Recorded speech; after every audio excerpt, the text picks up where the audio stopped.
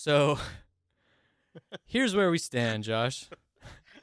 The top of a podcast. We don't have anything to say because nothing has ever happened to us that's of any interest or consequence. But we still have approximately 7 to 9 minutes to fill of witty banter and fun for the crowd.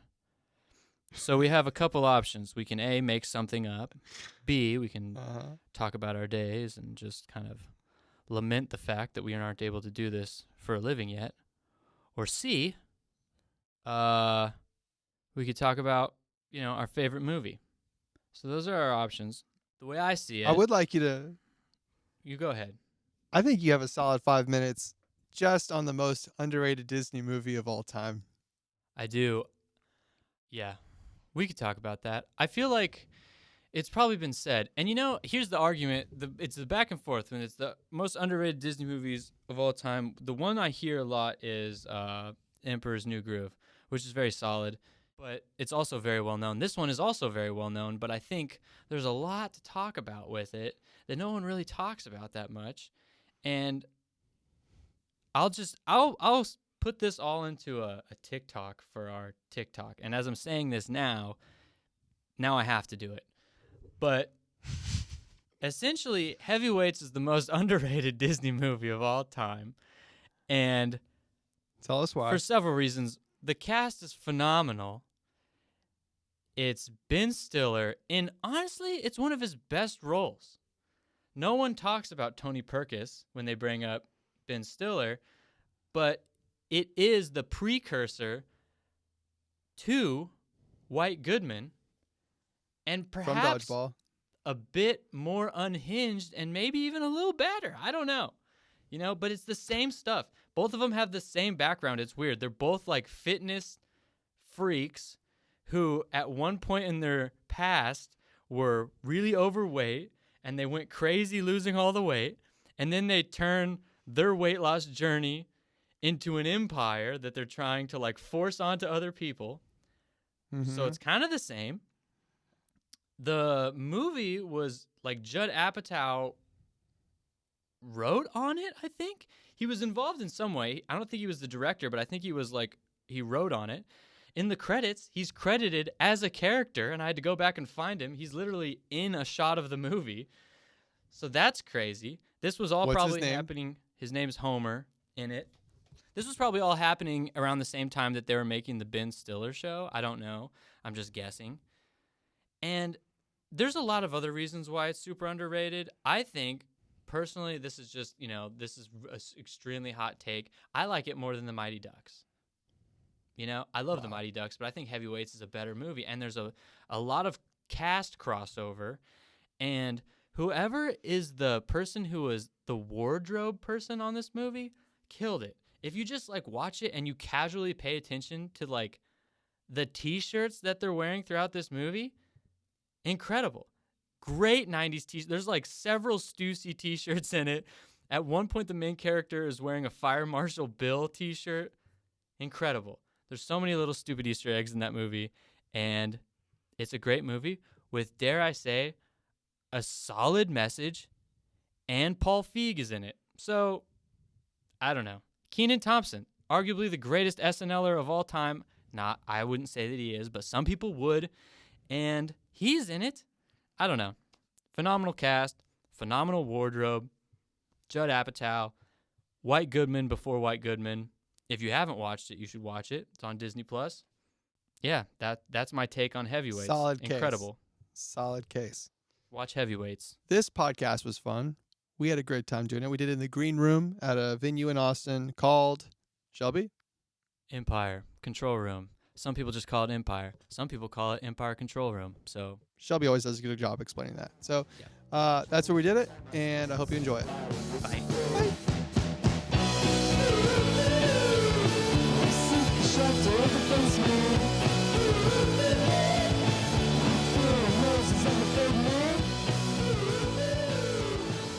Really just came from this band's house, and they were, it was just funny because we'd talk and all of a sudden they would say something and they'd just go hard in the mic and the levels were just all over the place. Yeah, going crazy. Yeah.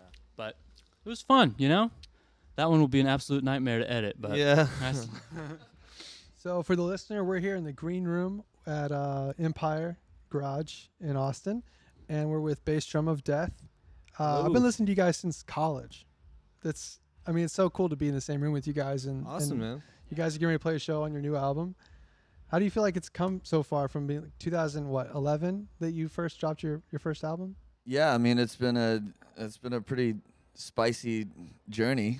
Yeah, I mean all new people and everything like that. I guess I'm the only constant, but you know, I'd like to think that like I've figured out some things and that we're in a really really good place, and I think we you know, kind of came out of COVID with like kind of renewed energy. So in a way it's kind of like I've always kind of looked at it as like kind of starting over a little bit. Mm-hmm. So yeah, it's been really good. Yeah. What was COVID like just in terms of like writing and recording, and what was your COVID experience, I guess? Well, I mean, that's kind of what makes up the whole album. And and I'm Jim, I'm John's brother, and we basically started writing and working and demoing this album January 2020. Okay. And like John was like, I've got some ideas. He was still up in New York at the time. I was up there, and we started literally January 20, and we're writing some of the songs that are on the record, and we were demoing them and getting great stuff, and we were super pumped about it, you know. And then into February, and then March, the second week of March, John hits me up and he's like, "Yo, dude, these mixes are great. We need to get the fuck out of here." Like, Yeah, so I got the fuck out of there. yeah, and I did as well. So I followed him down back to Mississippi, back to our hometown. That's where we all live. Ian lives in Oxford as well. And we kept what we already had, and then we went and just kept on writing, and we were at our folks' house basically, and we just kind of went back to basics and just demoed and wrote and did that until we pretty much we knew what we wanted to put on record. Yeah, and then in the meantime, like Jim had gone back to New York, like kind of, you know, after In the the summer of 20. yeah, after the first sort of wave, and then so I was meeting up with Ian, and we were, you know, kind of working stuff out. So we kind of worked like a little bit in pieces, and then finally, I guess in like summer 21 or so, like August, we started rehearsing for doing the record, and then like recorded in like September and October of 21. So yeah, it was a pretty long process, but you know, most of that was due to like we had the time, Right. so Yeah. it was like Exactly. Yeah, and I mean, I think that's what was cool is like it wasn't something that we did because of COVID. We were already doing it, and then we realized like, oh, now we can really just like go in on every song and just like make it exactly how we want, rather than like rushing to get 10, 12 songs so we can go hit the road. It was like, no, there's no road. Yeah. You right, know, right. so like I think that's kind of what was cool about it is we were always gonna do it this way, I think, and then we just had the time to really get into the music and you know, piece by piece, and we weren't worried about time. You know, it started to get a little bit long there when we were like when it came down to it, but I think it was the perfect amount of time for us to make, you know, what we really wanted to put out there. What's the like basic process when it comes to like writing, recording? Are you guys writing while you're recording? And Or- especially when you go back to Oxford and you said you went back to the basics, like what does that like look like going back to the basics? I mean, pretty much I mean, it kind of works with me about the same way that it always has. It's just like I bring them in, like basically I'll demo or have an idea, and then like either fully flesh out a demo or, you know, I've been doing a lot of work with Ian. Ian, say hi for everybody. Hi, I'm Yeah. here. What's up? That's Ian.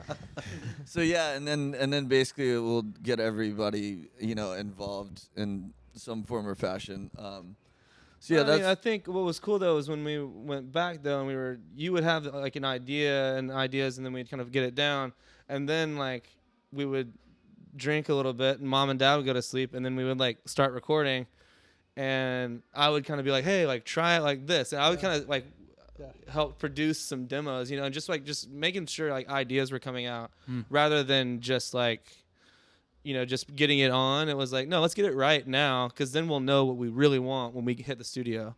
You know, you did Yeah, some I would- vocals. You did some vocals in a shower one night. I would say this is the only record where we've actually done I've actually done pre-production. Kind of working out the kinks before you go into it. Yeah, we really demoed them pretty thoroughly. Yeah. Couch Radio is a podcast that you're listening to. We interview bands we like. We're in Austin, Texas. We'll travel though, so tell us who you want us to interview, and we'll try our best to interview them. We also have a band, and that band sounds like this.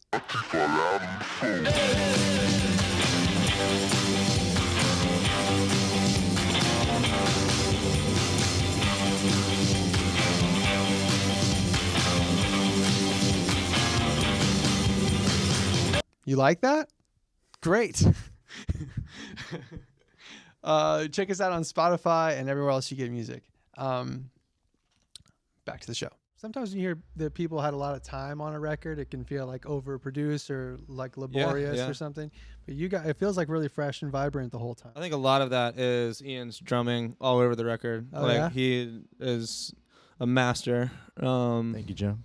I mean, I think that's a lot of the feel though. It's like you brought it, and I think it shows. I mean, I think y'all did some tracking of the record at my house before I was even in the band, by the way. But I mean, I wasn't doing much during COVID either, and they all kind of came back, and it just kind of worked out where I could get back to doing music, which is my main thing anyway. So So is this the first bass drum of death record you've been on? Oh yeah, for sure. Awesome. Yeah, and me too. There's not. It's few and far between when other people can get on any of John's records. Okay, I'm curious about that because, we make music, and there's this balance of trying to figure out where and when you relinquish control creatively. I'm just curious what your guys' process is like when it comes to that. I mean, it's a very, very good question, and probably everybody has a different answer. But good job, Shelby. Yeah, I mean, I've basically before this, I'd done pretty much everything myself on the first two records and stuff like that. So, yeah, it's been kind of a battle for me to figure out how to bring people in, and I think honestly that was one of the good things about taking time on this record, because we actually had the time to figure out where everybody fit in the kind of system and how everybody works the best. You know what I mean? And so that helped a lot. And also having in the studio, having Pat Carney kind of coach us on some stuff, and actually kind of a lot of times, especially with you, Ian, he was just play it as dumb as you can. Which was one of the hardest things to do.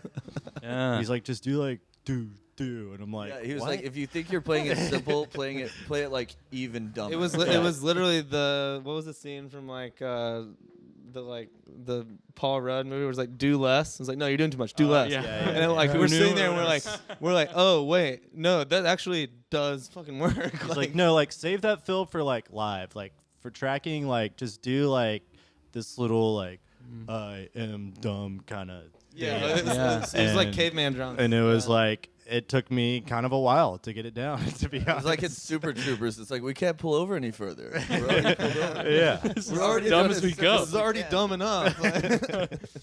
Man, that's so, recording is it is interesting, just because it's as your skill increases, the longer you do stuff, I think it just feels natural to you think good equals the more technical and better or whatever, but it's just almost the opposite. That's so interesting. It can be, yeah. I mean, I think, and that was what was really cool too. And I think, back to your other question about where do you relinquish control? I think all of us know it's John's baby, it's John's beast, but then we're all on the same page about what we are going for, what we're wanting. And so when it's comes up to when it's Ian's turn to go and lay a track down, everybody's stepped up. And then what was really cool was working with Pat. Pat just has such a great ear that he would just he wouldn't do all that much, and then he would hear something and be actually no, let's simplify here, and then let's he just had great advice throughout the whole process.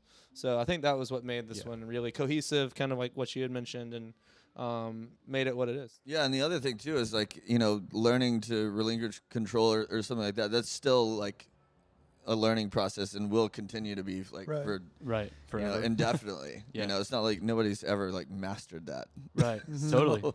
Yeah. So anyways, it was a pretty good experience, and it was just kind of fun to be in that environment, like, doing this band, but being able to bounce ideas off of other people who I'd have like an immense amount of trust in. So I mean, yeah, it felt Yeah. like a different band. Like I've been in and out of this band, like touring musician since like 2013, and this past couple of years have felt like a different band, like in just the way that we kind of go about it, and really how John goes about it, and in the positive way. It's more of a team sport than let's like get in the van and just go. It's like let's make it right. How did the relationship with Patrick Carney, like, where did that start? On the golf course.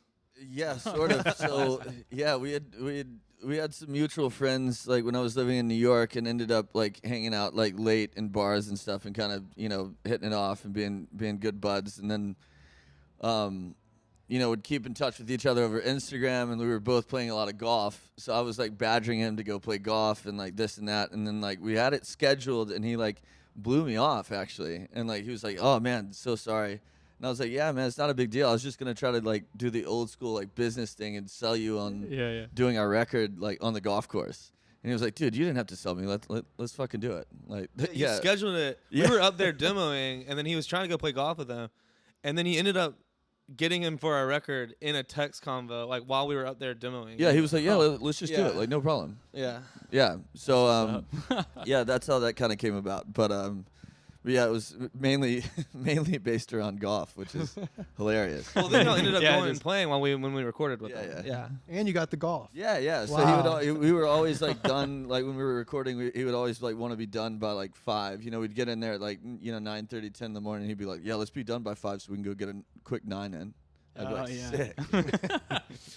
Man, I don't think I would have even tried to put those pieces together. But it feels like it's just a super solid match. Do you guys I feel like you guys would bond over like hip hop or something like that. Like, cause I can just hear that influence in there. He's an in both. encyclopedia. Like, Is I he mean, I now? think that was what we came away with is like, Yeah. I mean, you walk in and he has this like huge Beatles book that's like, do not touch. Like it is the Beatles like recording book, like in his studio. And I mean, and he's just like got all of these, his knowledge of music is insane. And I think like, that's like the thing that hit me day one was like, obviously the Black Keys stuff, but like his knowledge in music and recording is kind of legendary. Yeah, and also he's really into like sports betting as well. So that me and him, Yeah, were, and there's that me and him whole- were like yeah. getting that shit out. We like always had like some weird ass shit on in the morning, and we were always like throwing down like $5 on something. Yeah, I mean, y'all bet on like Collegiate. European women's volleyball at some point. yeah. It was On like a Tuesday afternoon. Yeah.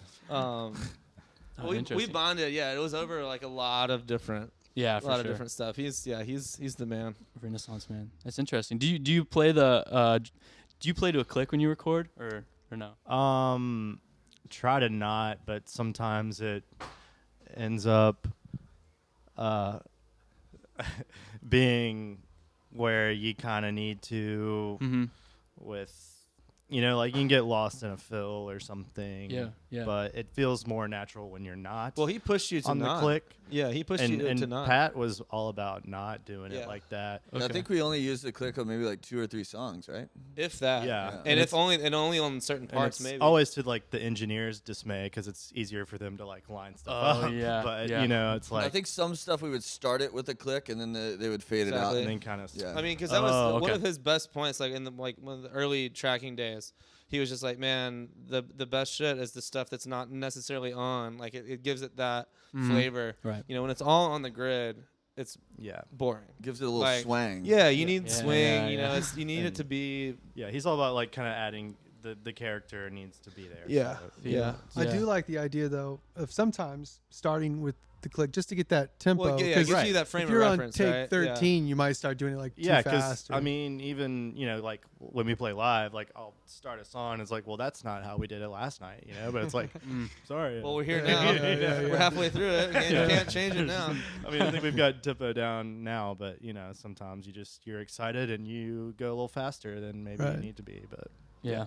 so And Ian, what did you do before Bass Drum of Death? Like, what was your personal like experience? yeah, I mean, I've I'd met these dudes, moved to Oxford, went to college and met probably Jim first. I mean, I played in Jim's band. I remember seeing you walk from the Ole Miss Student Union with a bunch of Chick-fil-A our freshman year of college. Yep. I was like, dude, that guy's looks Champion. cool. He's got like a skateboard. Oh yeah. Yeah, he's wearing like. I feel like I need to hang out with that dude. And Yeah. we've been What in was Ian a bunch wearing? of He bands. seems really quiet. He was and almost wearing mysterious. the same exact shit. Kind of like to this day, I kind of wear the exact same thing. Yeah.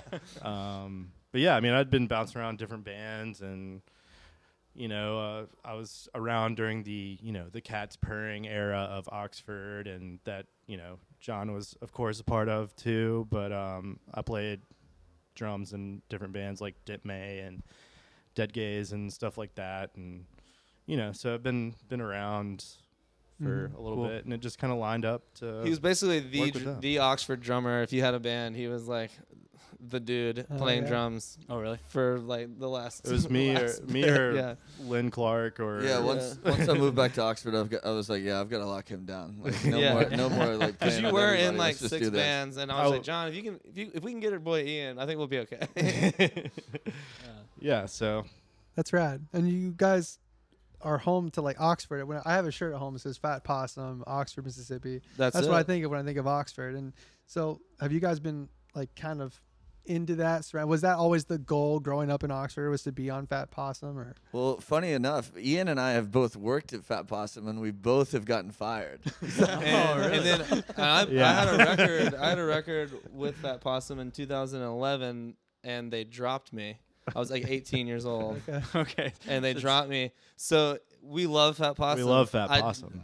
It was a little bit of a bittersweet there for a little bit, but Interesting But relationship. no, it's like it's they're family. They're like Yeah. exactly like it's like working with family. You Yeah. know, it's and like it's still business too. So you do have sometimes you kind of learn some hard lessons, and it has to come from people that you Right. love and respect. So no, but it's been great. Yeah, that was definitely definitely a goal. Yeah, to answer your question, for sure. that was Yeah. like what you wanted to do. But yeah. I feel like Mississippi in itself is kind of like an unsung hero as far as having a specific sound and being like kind of like a musical mecca a little bit, but no one really talks about that much. But there's definitely like there's so much musical history and lore that comes from there, and I just wonder Yeah, how much I mean, of that you guys tap into. It's the birthplace of rock and roll, and like from the blues and gospel and everything. So like Elvis. and Elvis. Elvis. But like as far as like blues and Elvis music, like that's not what I like fell in love with when I was growing up. Like you're just surrounded by it all the time. right, And so it's kind of like, oh yeah, like I get it. I like it. But that's not yeah, it's always been there. my shit. Like, oh, Abbey Road is fucking amazing. That's kind of Right. where I went Okay. with Well, it. also, yeah, like growing up, like the local scene was like much more so like bar like blues bands and stuff like that. You It just wasn't- get burnt out on it. Kinda yeah, quick. and it's just like it's kind of everywhere, so it's kind of just like But Right. but there were always like when we were growing up, there were always like cool bands of like older guys that were doing like that were influenced by like Echo and the Bunnymen and stuff like that. Right. So there was enough of a scene to where we knew like kind of the cool shit and like entry points to get into, but also too there was like not enough of a scene to where we could kind of make our own thing without like copying or something like that somebody else was doing. You know what I Okay. mean? So it was pretty interesting and like fun. It was like kind of a little bit of a choose your own adventure. Like Well, you were yeah. surrounded by the history and stuff like that, so you knew about it, but it also it just served kind of more of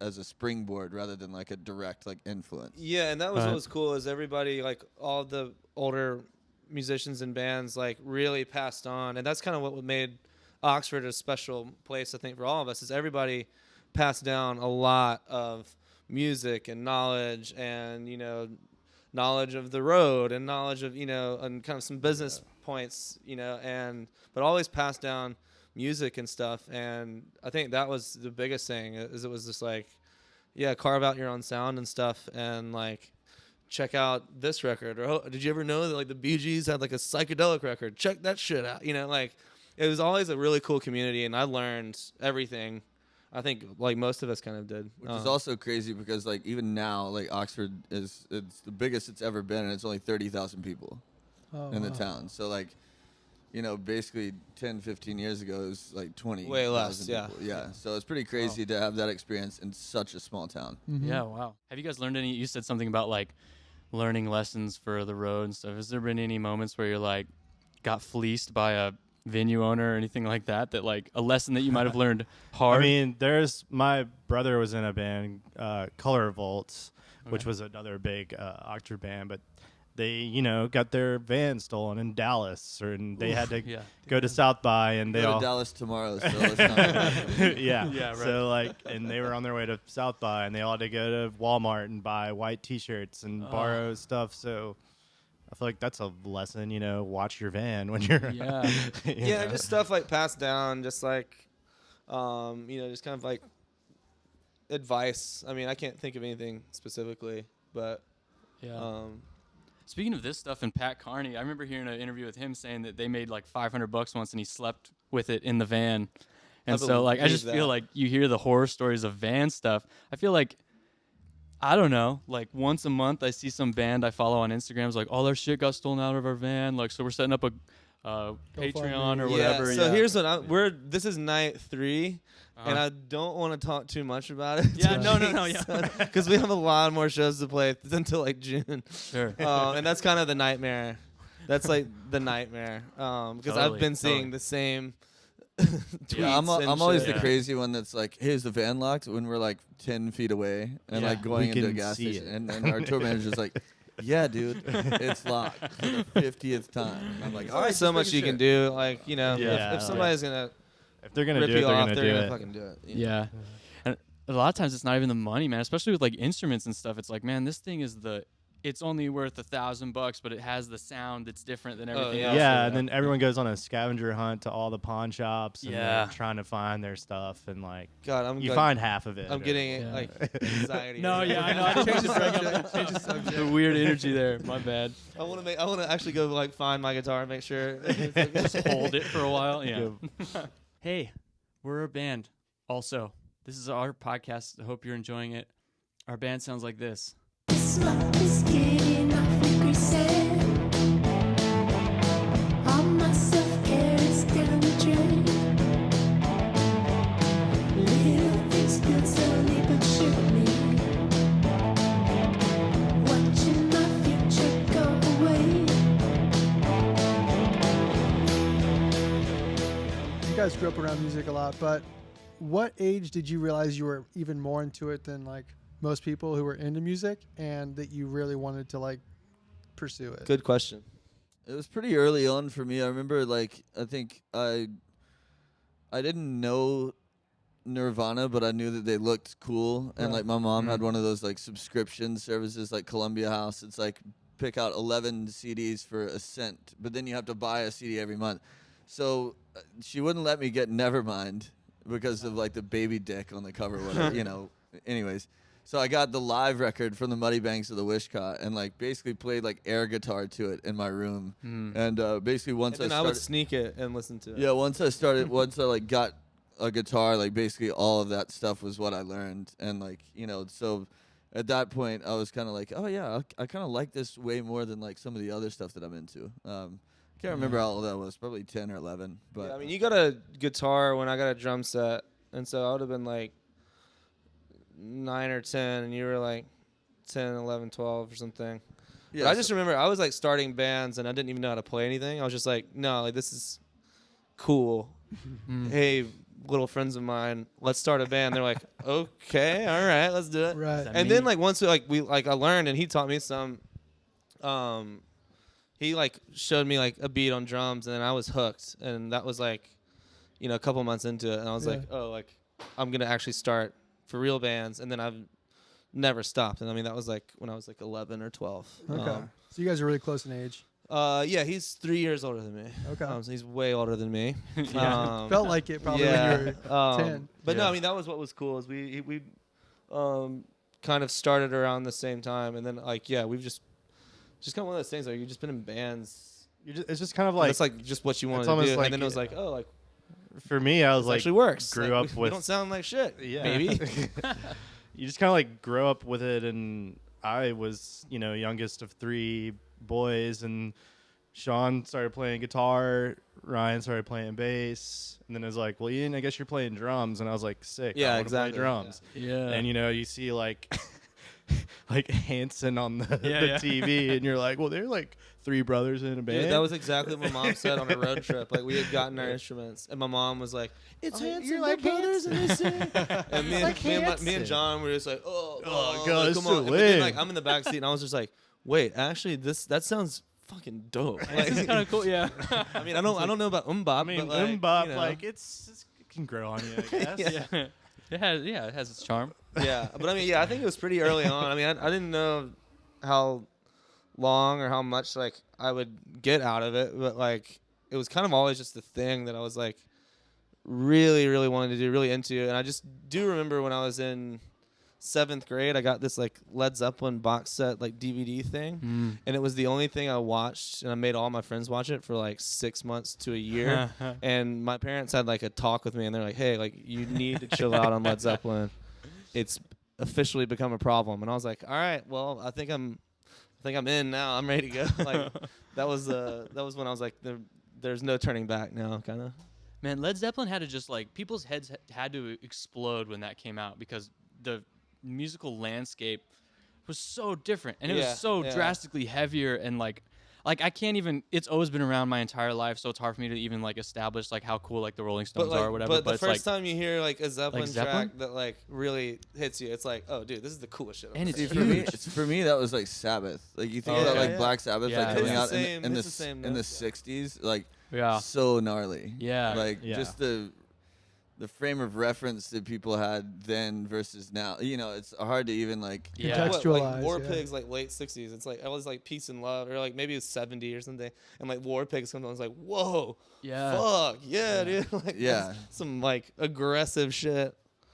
Yeah, and I feel like they also. It's funny because we were just doing an interview right before this, and we were talking about Tony Iommi, and like it's almost like it feels like effortlessly better. And I know it wasn't effortless, but it's just like his tone is just like, oh, it's just better than Yeah, everybody yeah. else's. And like I don't know, yeah. So their stuff was like you said, I didn't think about it, but just like on another plane. Within the first couple times you hear it, it's just like, oh, this is Yeah. what have I been doing? Yeah. Until Yeah. now. I actually read the Ozzy like autobiography, or like listened to the audiobook, which he like narrates, which Oh, is really? amazing. It's, like, That's it's kind of tricky. You kind of have to read along with it a little bit. Does it take but a while to it's get through? super sick. You yeah. did subtitles on that one. Yeah, it's amazing. on the radio. Was there a bunch of good stories in there? I bet there had to be. Right? Oh yeah, it was absolutely nuts. You know, Nothing And about just- snorting like ants and shit. well, there's all sorts of shit. Yeah, and it was just wild, like hearing him talking about like growing up in like Birmingham and just having nothing, you know. And then like basically by the time he was like 20, he was like mega like rock star. Yeah. And that's like Yeah. just so crazy. Yeah, he was so young. I forgot about Yeah, that. yeah, he was a lot Really. younger than the other guys, I think. That's true. Yeah. Yeah. Wow. Trippy. That's so interesting. It's funny that like I don't know. It's funny to like grow up with all these like different. I just remember my parents like would have like Stones records and stuff like that, and I did not care at all. But then like it just feels like you come back to it, and then Yeah, it's just you- like yeah, that always. era was- Definitely. I mean, like my dad, who was also a drummer at one point, he was like, "Ian, if you want to play drums, listen to John Bonham." And I'd be like, "Yeah, okay." Yeah. Right. And then I'd be like, Psh, "Whatever." Like, I'm gonna go listen to Foo Fighters and stuff, Yeah. you know, because Dave Grohl is sick too. But like. Dude, I said Dave when I was having drum lessons. I was like, yeah, I want to play like Dave Grohl. And the guy was like, okay. Have you heard Ringo Starr? And I was like, I'll check it out. Yeah. You know? and then I was like, fell in like, love with the Beatles. taking Yeah. drum lessons and playing, Come Together was probably one of the most boring things I've ever had to do. But you're like, okay, that's I a get beat- it. I yeah, get it. yeah. And then once you get it down, you're like, oh wait, this is sick. And then Once you get older, you realize that like Ringo's like the sickest drummer. Like, Yeah, one of the like best that. drummers to Yes. have ever done it and ever will do it. It's like that like Yeah. insurance commercial or whatever that's going around now. It's like stopping young people from becoming their parents. Yeah, dude. I mean, it's just gonna happen. It's inevitable. you That's know? so funny. Yeah. Totally. Yeah, I mean, I don't know. I mean, maybe it will be like in 40 years, people will be talking about other bands like that. But it's like, damn, the era of stuff that I remember being like in 3rd grade, and my dad giving me like Led Zeppelin record, and I was just like, this is fine. But then yeah, it's just like it's all that stuff is just so good. Place I and don't know. time kind of thing. A lot of Yeah. And yeah, like you kind of said, like coming back to it.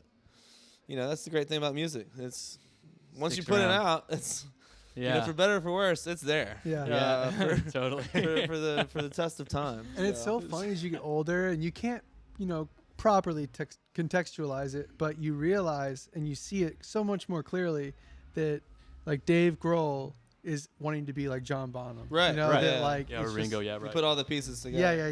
Yeah, you just see that what you think you like is actually inspired by the stuff my dad liked. Right. You Yeah. know? There's a common thread. On Common all thread. that, Yeah. Very true. That's right. Yeah. So cool. Yeah. So speaking of origins, what's like you've probably said it like 100 times by now. We're like 10 years in, right? But just quickly, could you just give us the origin of like how you started Bass Drum of Death and like what your plans were for it, what kind of band you wanted to be, all of that. Yeah, I mean, essentially, I started it, in the spare room of the house that I was living, and I'd been in a high school band that with people, and it was like much more collaborative, and it was just kind of like getting old. So basically I wanted to write songs and do everything the way that I wanted it. Basically, it was born out of me just being a selfish prick. So I started banging on a bass drum and playing guitar at the same time, and wrote some songs that way, and essentially just wanted to get out and play in town and be able to have beers and make $50 or whatever. Yeah. Didn't have a whole lot of high hopes after that really, and so my friend was kind of recording in the same fashion, and his project he was up the street, and his project was called Dent May and His Magnificent Ukulele. So I was like, well, I'm gonna, I've got a bass drum. I'll call mine John Barrett's Bass Drum of Death, because it was just the opposite of basically what he was doing. And so that's kind of how it all started, and then basically I've gradually added more pieces to the puzzle, I guess, and and now here we are. Yeah, whole new band feeling. Yeah. Yeah. Man, So now everybody's it's- gonna be there is so sick. Oh, thanks. Thanks. I listen Yeah, to that song every day. yeah. Sick. Sweet. Awesome. It's really cool. What's your favorite song on the new album? I think it's probably Say I Won't, because okay. it's one of the ones that we essentially built in the studio. I basically had it was probably the loosest demo that I had. Yeah. And same for me. That's my favorite one too. Yeah, is that why you guys decided to name the album that? Say I Won't? Yeah, and I think and that phrase "Say I Won't" has been it was kind of like a schoolyard dare that we yeah. always say to You each other. won't. Say Yeah, I won't. yeah. Yeah. Yeah. So yeah, I'd always had that kind of bopping around in my head. So basically, I had the title, and then I had to figure out how to make that work within the context of the record. So Interesting. yeah. Yeah. What's your level when it comes to things surrounding the band, like art, music videos, whatever? How much in control do you prefer to be with that, or do you like to just kind of how does that work? How does it coming up with all that and With this collab? whole process, it was way different because we had we worked with a brilliant director in Memphis named Josh Cannon, who did the Say Your Prayers video and the video for Head Change. And so he just basically gave us some treatments, and we loved them, and then they were super pro about it, and we got some really good stuff. And then the video for Find It, basically this girl had all this VHS footage from a show that we played in Brooklyn. And so we were like, Nice. yeah, this looks amazing. And so we basically just edited that into that video. And then cool. when we were over in Europe, Jim had a handy cam with him and just took a bunch of all sorts of footage from that whole 7-week trip. And then basically when we got back, we got that edited down into the Everybody's Gonna Be There video. So yeah, I mean, I think with the stuff that Josh Cannon did, we were a little bit not as much in control. We kind of let him do his thing, and then but with the other stuff, we were just yeah, this footage looks good. Let's just edit. Let's turn it over to somebody that knows what they're doing editing wise, and let's just let that be it. Yeah. So Yeah, It's so it's a cool bit of to- a mix on some of that stuff. Yeah. Okay. And it's always cool to have like more. I would love having like 3-4 videos, like more videos for even if nobody's like watching them. It's like I love having the visual element to as many songs as possible on like anything I work on, just because it's like it's just another way to like appreciate the song and then give you a glimpse in like the band, hopefully. Right. So And so many people listen on YouTube now. So it's Yeah, like if you yeah, could just truly, add yeah. to that in a positive way. Because I've had it like conversely where you watch the video and I'm like, man, that kind of ruined the song for me. sure. If you're yeah. not careful, you Yeah. know, if it's weird or if it's lame, you know, Yeah. yeah, There is like a weird amount of like, or just a weird bit of pressure that comes with all that where you're like, because yeah, it does feel like you could kind of like, I feel like a video is either going to add to it or take away, whether you like it or not. Like that's just how I feel. But then that adds like pressure. So does any of it feel like a burden to you to like come up with art for anything around it, or is it just kind of like, nah, whatever? I think so. I think I've kind of learned over the years just to like, I mean, kind of like what Pat Carney was saying. It's just like make it simple. Don't try to do anything. Like basically the stuff that videos that I've made that have been like kind of overly complicated are the ones that like haven't really, been my favorites. It's But also probably about to get a little loud in here, so I think the first band's on. Oh, that's okay. okay. We can actually wrap up soon. I just wanted to. We always finish every podcast with asking like what a song that inspires you or like a song that you're currently just into right now, Ooh. and just kind of go around the bin here. mine is a song called Viking by Los Lobos. Dude, I love Dude. Los Lobos. Okay, we don't have much time to talk about this. Yeah, by the Light of the Moon is like one of my favorite Yeah. records. Okay, I'm Sure sorry. is. That's okay. What's this song? I don't know what to say. Oh, no, it's the Panda Bear and Step by step. no, it's the new Panda Bear. Getting to the point. It's Okay. been my like jam for the last couple of months. Okay, I know I the love song. the Yeah. production Sonic, on Panda that. Bear, Sonic Boom. Getting to the point. That's the track. Yeah. For me, I found this band called Sloan. They have a song called "The Good in Everyone," and it's really good. And y'all should listen to it. All right, if you heard Thanks, that, guys. this has been Appreciate it. Thank you guys. Thank you. Yeah.